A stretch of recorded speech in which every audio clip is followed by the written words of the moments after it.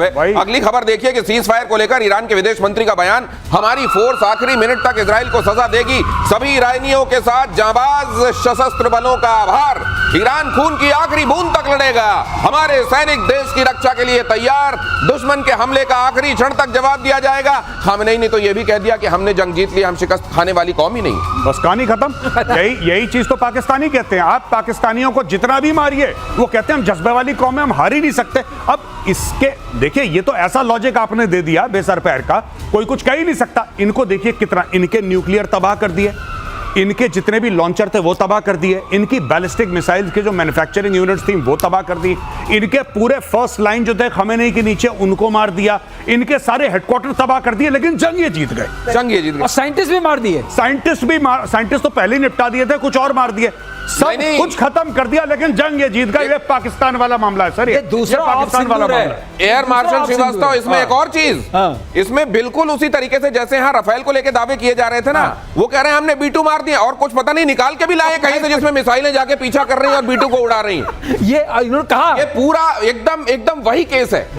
जब ईरान के ऊपर हमला हुआ तो खमेनेई ने डायरेक्टली फोन करा आसिम मुनीर को और बोला, मुन्नू भाई एक बात बताओ, अब क्या करना चाहिए? कह रहा कुछ नहीं, मार पड़ेगी, उसके बाद कपड़े अपने झाड़ना, बोलना मैं जीत गया बस, और ट्विटर पे लग जाना तुम मीम डालने, जीत गया जीत गया जीत गया। कह रहा हमने ऑपरेशन सिंदूर में यही काम करा था, हमने इतनी मार खाई, सुझा दिया मुंह मार मार के मोदी ने, लेकिन हमने बोला कि हम जीत गए, तुम भी यही करो। और सुना है कि उसके बाद ये भी पूछा गया कि ये बताओ वो कैसे छिपाएंगे सैटेलाइट से, वो जो इतने बड़े बड़े छेद हो गए। बोला तिरपाल डाल दो। तिरपाल की टेक्नोलॉजी तो पाकिस्तान के पास है भाई, वो सीक्रेट टेक्नोलॉजी, ये सीक्रेट टेक्नोलॉजी है, बाहर नहीं जानी चाहिए। पाकिस्तान में कहा गया, खामेनेई ने इजराइल को फिर से दी धमकी, ईरान आत्मसमर्पण करने वाला राष्ट्र नहीं है।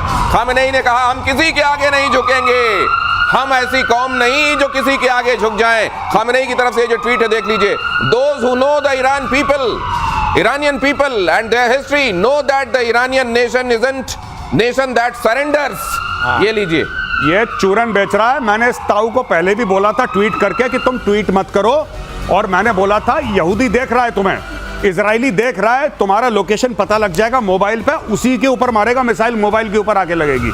ये सब मत करो फालतू की। ये खुद नहीं कर रहा, पर्ची लिख के दे रहा है, कर कोई और रहा है। नहीं सर, बात तो ठीक है, वो सर वो पर्ची पे मारेंगे, उनके पास ऐसी पर्ची जा कहां से रही है? पर्ची कहीं मॉस्को तक तो नहीं पहुंच रही। वैसे कहा यह जा रहा है कि भाई साहब ईरान जो है वो रूस से बड़ा खफा है कि तुमने यार सीरिया में इतना साथ दिया था, हमारा साथ नहीं दिया यार, तो हमारे से क्या दोस्ती तुमने निभाई। लेकिन अगली खबर देखिए, इजरायली हमले में एक और ईरानी वैज्ञानिक की मौत, युद्ध विराम से ठीक पहले हुए अटैक में मौत, ईरान के प्रमुख परमाणु वैज्ञानिक मोहम्मद रजा, युद्ध में अब तक 15 ईरानी वैज्ञानिकों की मौत हो गई है। भाई साहब वहां वैज्ञानिक बनने कोई जाएगा नहीं, बच्चों को कहेंगे बेटा साइंस मत लेना, तुम साइंस मत लेना बेटा, तुम आर्ट्स लेना, ह्यूमैनिटीज लेना, तुम साइंस मत लेना बेटा, साइंस लोगे तो यही काम होगा। ईरान में बच्चे साइंस के लिए ऑप्ट नहीं करेंगे, अभी ये इतना खत्म कर दिया। स्टेम का इतना चक्कर चल रहा था ना, यहाँ पे वो चक्कर बंद होने वाला है, कोई नहीं लेने वाला है। बात बताइए, जितने कमांडर्स चले गए, जितने वैज्ञानिक चले गए, मान लीजिए इनके नंबर 2 भी होंगे, तो क्या इजीली रिप्लेसेबल होती है पोस्ट? एक चीज सोचने वाली है, ये मार किसको रहे?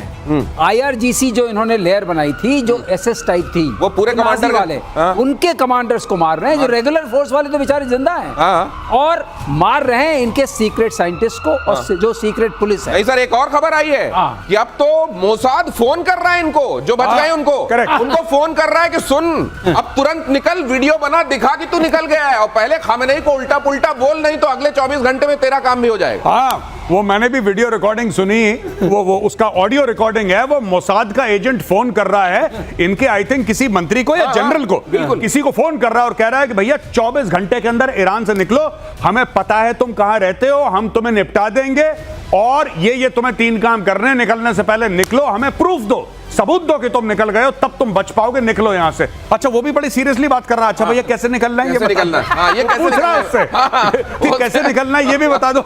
और ये एक बात और देखिए, वो जो एक मैडम हसीना यहाँ पे आई थी और यहाँ के सबकी कुंडली बना के ले गई हैं, आप ये भी देखिए, बड़ा धर्म की बातें करने वाली ये जो कंट्रीज हैं, क्या ये धर्म की राह पर चलते हैं? अगर धर्म की राह पर चलते और दूसरी किसी पराई वाले पर निगाह न डालते तो ये हालत होती क्या ईरान की? ईरान के विदेश मंत्री सैयद अब्बास का बयान, अगली खबर, युद्ध की शुरुआत इजराइल ने की, फिलहाल सैन्य कार्रवाई को रोकने पर कोई समझौता नहीं, सैन्य कार्रवाई को रोकने का अंतिम निर्णय बाद।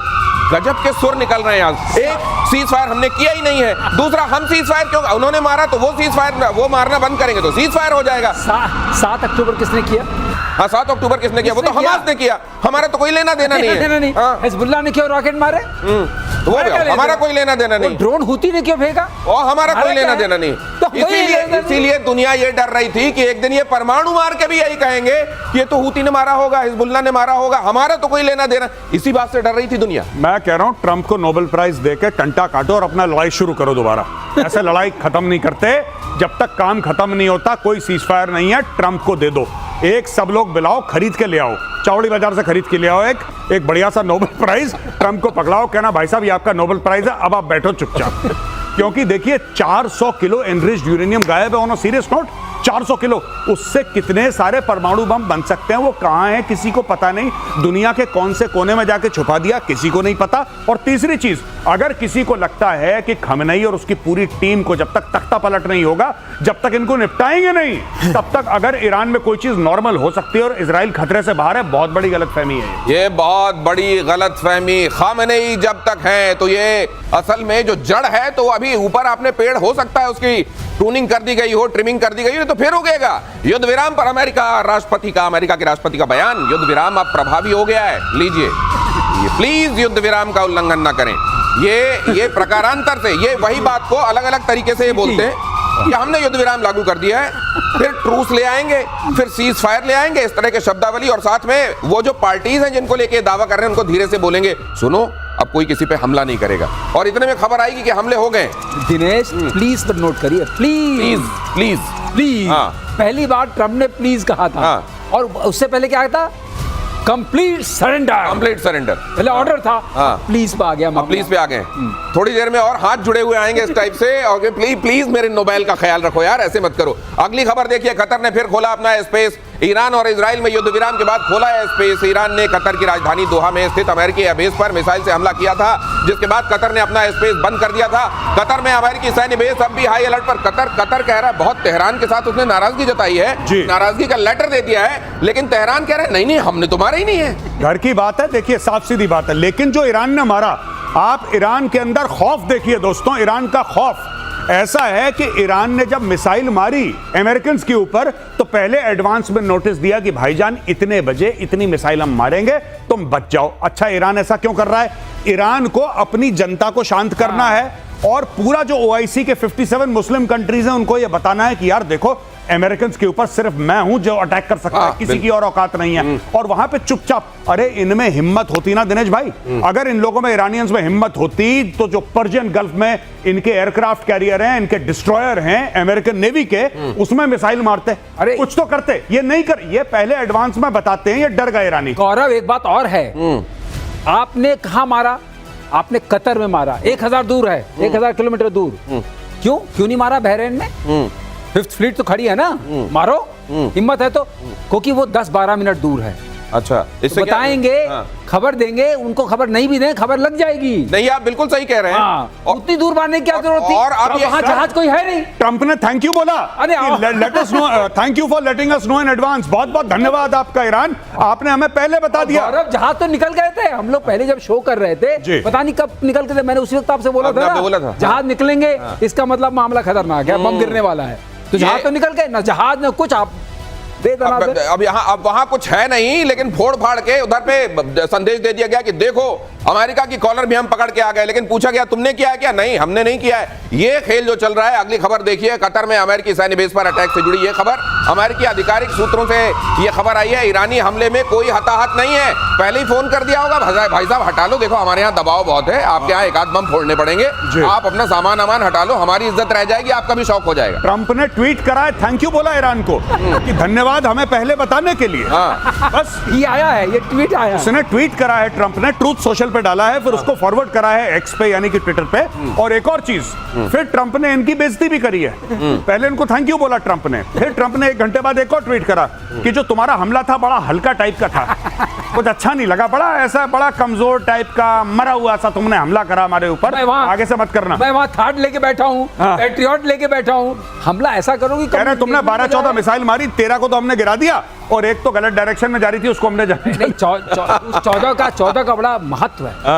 उन्होंने कहा हमने भी उतने मारे जितने अमेरिका ने मारे। अच्छा। उसने 14 बॉम्ब मारे, 14 बॉम्ब मारे। हमने 14 मिसाइल मारी। अरे भाई साहब बड़ा कनेक्शन। अच्छा, हिसाब बराबर। और हिसाब इसीलिए बराबर। अब महबूबा मुफ्ती जैसे लोग आकर कह रहे हैं क्या? कि ईरान ने पूरे मुस्लिम वर्ल्ड का रहनुमा बन के दिखा दिया है, लीडर बनकर दिखा दिया है, और उसने पश्चिमी देशों को घुटने पर ला दिया है। बस बिल्कुल, एक महबूबा मुफ्ती भारत को और पूरे एशिया को घुटने पे ले आई है और एक ये घुटने पे ला रहा है खमेनी। ये घुटने के अलावा मुझे तो बात समझ में नहीं आ रही कि आलम इस्लाम में पूरी मुस्लिम कंट्रीज में इतने अच्छे अच्छे लीडर हैं, जैसे for example crown prince Mohammed bin Salman, जो अपने मुल्क को बेहतरी की ओर ले जा रहे हैं। उनका एग्जाम्पल नहीं दे रहे। जो यूएई के लोग हैं, जो अपने लोगों के लिए बेहतरी कर रहे हैं, उनका उदाहरण नहीं दे रही महबूबा मुफ्ती जी। उदाहरण दे रही है किसका? खमेनी का।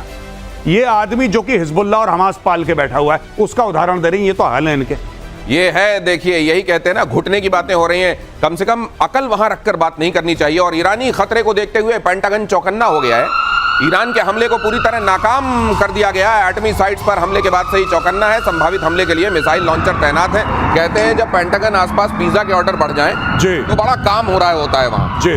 तो क्या काम के लिए आवश्यक शर्त है कि वहां पिज्जा खाए जाएं? मुझे ऐसा लगता है कि अगर पिज्जा का जो रात भर अगर डिलीवरी हो रही है पिज्जा की, तो कुछ हो सकता है। मतलब ईरान जो है हमले इस टाइप के कर रहा है कि पिज्जा खा खा के भी इनको रोका जा सकता है।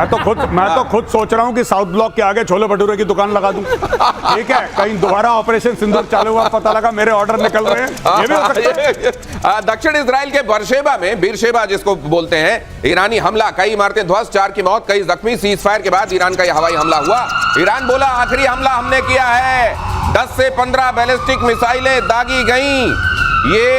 ये इनकी कौन सी बात ये माने, इनकी कौन सी बात से इनकार कर दे, कोई नहीं जानता। और इस तरह की सिचुएशन ही किसी को ये सोचने के लिए मजबूर करती है कि अगर इनके हाथ में, बंदर के हाथ में उस तरह फिर भी सेफ होता है, इनके हाथ में अगर न्यूक्लियर आ गया तो क्या होगा। अगली खबर देखिए, ईरान के शॉर्ट रेंज हथियार अमेरिका के लिए बड़ा खतरा। ईरान की रेंज में 2 दर्जन अमेरिकी मिलिट्री बेस, SRBM मिसाइलें, फजर 5 रॉकेट सिस्टम, घातक कामिकाजी ड्रोन के जरिए भी हमला संभव। लेकिन क्या ये पहले फोन करके इन तमाम जगहों पर बता देगा ईरान फिर से कि देखिए मेरे पास ये है, मैं कुछ जगहों पर भेजूंगा? देखिए भाई साहब, एक मैं बात आपको क्लियर बता दूं, ईरान की स्ट्रेटजी, जब भी ईरान के खमेनी को ये भी बोलना पड़ता है कि दुश्मन बहुत बुरा है और हम दुश्मन के दांत तोड़ देंगे, वो कभी यूएस का नाम नहीं लेते। ज़ायोनिस्ट रेजिम का नाम लेगा, वो नाम लेगा भाई साहब इजराइल का, किसी तरीके से यहूदियों का नाम लेगा। यूएस का नाम उसने लिया ही नहीं, लिया। जबकि